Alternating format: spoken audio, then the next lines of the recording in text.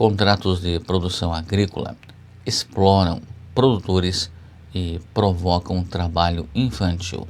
83 mil crianças e adolescentes entre 5 e 14 anos estavam em situação de trabalho infantil na região sul do Brasil, segundo o último levantamento do IBGE. Os dados são da Pesquisa Nacional de Amostra por Domicílios, contínua de 2016.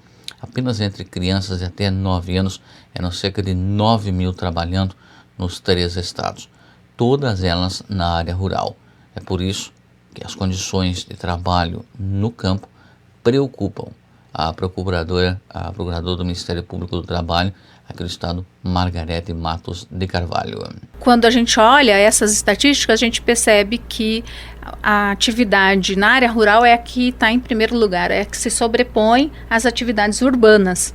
E quando ele é desenvolvido em regime de economia familiar, ou seja, na propriedade da família, uma propriedade que muitas vezes é apenas de subsistência, mesmo que não seja só de subsistência, está integrada a algum tipo de produção que impõe condições que levam também à exploração do trabalho de crianças e adolescentes. Vou citar, por exemplo, os contratos de integração, que estão presentes na cadeia produtiva do fumo, na avicultura, na suinocultura, que é muito forte na região sul.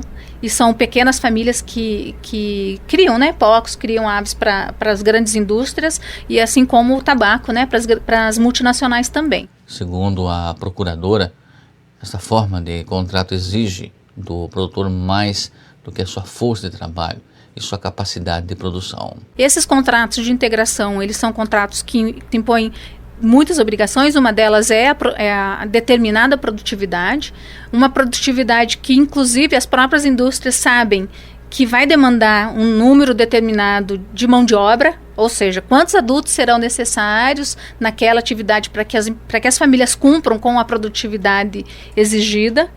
Então as empresas, elas sabem, têm clareza de que para cumprir essa produtividade a família vai ter que fazer uso de mão de obra das crianças, dos adolescentes, uma vez que o valor que é pago não permite que sejam contratados adultos. Ela ainda lembrou que, além do trabalho, as crianças e também adolescentes ainda estão expostas a riscos de saúde, e para atacar esse problema é preciso quebrar a lógica de exploração a que os trabalhadores rurais estão sujeitos.